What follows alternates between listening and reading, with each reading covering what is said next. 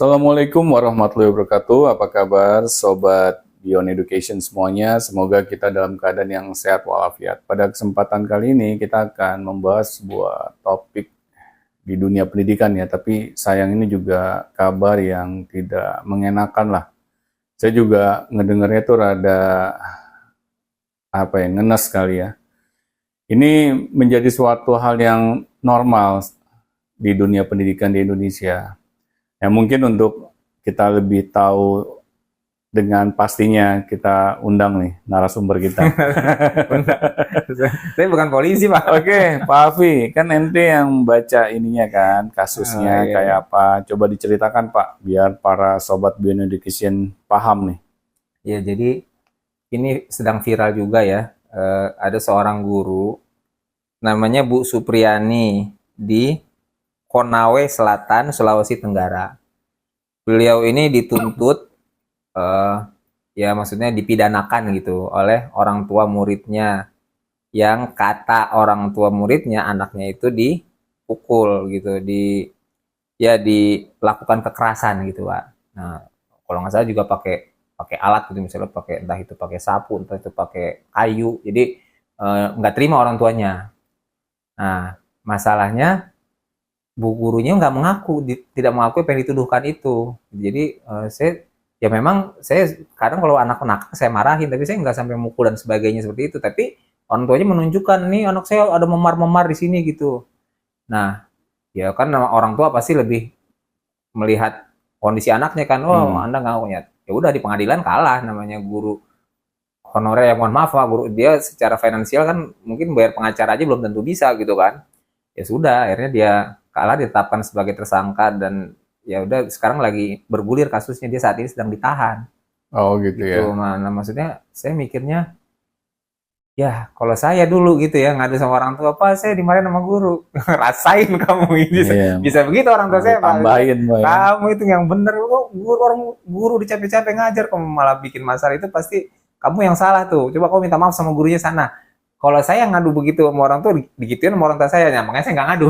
Iya. Jadi kalau saya dimarahin sama guru, saya diam aja, simpannya bawa ke rumah. Dan kebetulan juga saya jarang bikin masalah Pak di sekolah.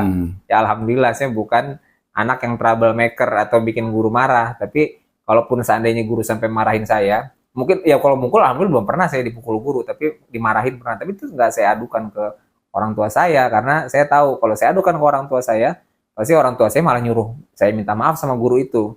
Nah kalau sekarang, ya anggaplah ini sebuah kasus yang terlihat dan viral, karena itu seperti fenomena gunung es Pak, yang nggak kelihatan pasti lebih banyak lagi mungkin di luar sana yang orang tuanya didatangin sama guru, yang didatangin sama orang tua murid, atau nggak dituntut lah, ada yang bahkan ada yang sampai di penjara misalnya, hanya karena mereka menghukum muridnya.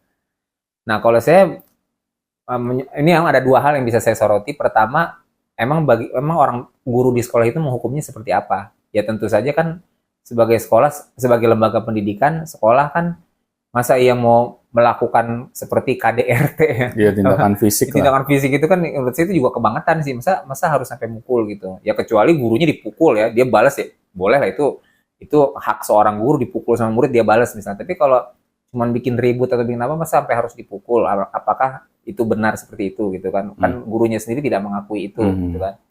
Nah, yang kedua, ini bagaimana orang tua sekarang itu ngebela anaknya juga kebangetan amat gitu. Iya, Sampai gurunya dipidanakan cuma karena ya kalau anaknya Anda yang memang troublemaker, emang dia yang gangguin murid, emang dia yang berisik, atau enggak mungkin dia berkelahi sama murid yang lain atau membuli temannya, dan guru itu membela temannya, kan gurunya dalam posisi yang benar, emang anaknya yang salah misalnya gitu kan.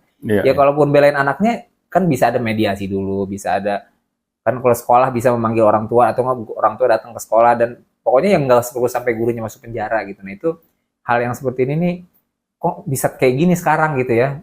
Seingat saya zaman dulu belum ada itu guru di penjara. Mungkin ada Pak, tapi kalau sekarang kan kita ada yang namanya sosial media. Oh. Jadi sesuatu itu gampang viral. Oh, I see. Ya misalnya deh, anak-anak di kayak mendapatkan tindakan yang kurang semestinya dari gurunya, terus ada temennya yang merekam. Nah hal itu terus diviralkan lewat sosial media mereka, itu kalau sekarang sih sangat mudah, Pak, kalau kita ingin memviralkan sesuatu. Tapi kalau dulu kan kita nggak bisa, Pak. Gimana coba viralin? Iya. Pakai foto toastel gitu. Kecuali sekolahnya ada CCTV ya. Ya, aduh, saya nggak tahu ya kalau zaman kita dulu di sekolah, apalagi saya di sekolah negeri, Pak ya, saya kayaknya nggak pernah ngeliat CCTV sih, Pak. Belum ada teknologi, belum ada jangan-jangan. Mungkin ada, tapi apakah itu dipakai di dunia perkantoran saja atau sekolah-sekolah swasta saja? Karena memang gimana ya, kalau zaman dulu itu saya pernah, Pak, dipukul sama guru saya. Dipukulnya nggak tanggung-tanggung ya, Pak, pakai penggaris kayu jauh muka saya. Mukanya, Pak. Muka saya, Pak, gara-gara apa coba? Gara-gara saya nyanyi di kelas, Pak. Ya masa sih gara-gara kayak gitu saya ditempeleng pakai penggaris kayu, Pak. Untung apa ya? Ya saya kuat lah waktu kena ini ya, tamparan dari penggaris kayu itu. Penggaris kayu yang panjang, Pak. Iya, yang warna coklat itu kan. Yang zaman dulu lah. Iya. Zaman dulu banget. Itu hampir satu kelas, Pak, dipukulin. Oh, semua nggak cuma Bapak? Iya, jadi kelas saya ribut, Pak. Pada nyanyi, teriak-teriak, mentang-mentang guru kosong. Ya kita bahagia, guru nggak ada kan. Jam kosong. Nah, tapi kan ya begitu. Guru melakukan hal seperti itu kan pasti akan ada dampaknya, Pak, ya kepada si murid. Kalau muridnya nggak terima, ngadu ke orang tuanya, terus orang tuanya punya power, Iya, kayak ya anak pasti polisi. diperkarakan, Pak. Meskipun zaman dulu, Pak ya, kalau dia dapat laporan dari anaknya, nggak usah pakai inilah CCTV atau diviralkan tuh nggak perlu, Pak. Saya yakin ada, cuman nggak terendus saja, Pak, karena nggak viral. Iya. Tapi sih alangkah baiknya ketika anak kita mengalami kasus ya dengan gurunya di sekolah atau dengan pihak sekolah lah. Coba kita lebih mengedepankan menyelesaikan masalahnya itu dengan cara kekeluargaan, Pak.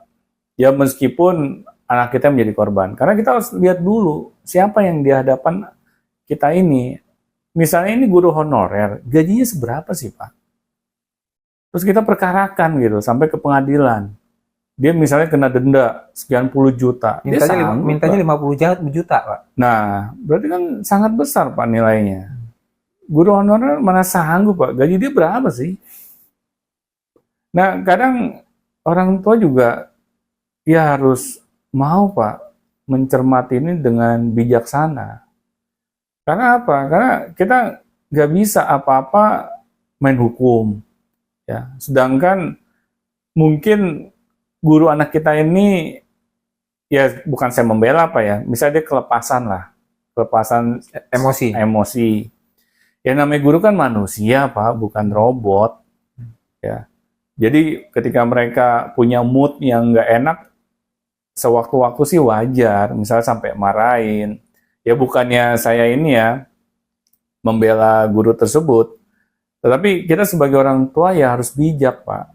Kita nggak bisa gitu, dikit-dikit penuh dengan ancaman, apalagi sampai kita bawa ke ranah hukum, yang mengakibatkan nanti guru anak kita itu terancam juga masa depannya. Nah, inilah yang saya minta gitu, Pak, kebijakan para orang tua. Ya siapa tahu guru itu kelepasan ya dalam dia mendidik anak didiknya. Tetapi ketika alasannya tepat, misalnya ini anak udah dikasih tahu, Pak, berulang kali, nak kamu nggak boleh begini, nak kamu nggak boleh begini. Ini anaknya ya memang mungkin sotoy juga, akhirnya habislah kesabaran si gurunya. Terus dia sampai melakukan tindakan pemukulan misalnya. Kita nggak bisa menyalahkan si gurunya saja, Pak. Anaknya juga harus kita salahkan. Kamu kenapa, nak? Kok bikin guru kamu darah tinggi gitu? Kamu udah dikasih tahu nih, sekali dua kali. Tapi kok kamu tetap istiqomah kayak begitu? Nah, kamu juga ada salahnya, nak. Nggak 100% guru kamu yang salah. Nah, tapi pas anak kita nggak ada, ya kita ngomonglah baik-baik ke gurunya. Bu, masa sih harus mukul anak saya? Memang nggak ada cara yang lain. Tapi jangan kita negur guru pas ada anak kita. Kita harus jaga kehormatan si gurunya juga. Ya, jadi intinya kita berusaha Pak, mencari jalan tengah terbaik lah. Karena nggak bisa yang namanya di dunia pendidikan ini kita serba penuh dengan ancaman, ya, tindak pidana.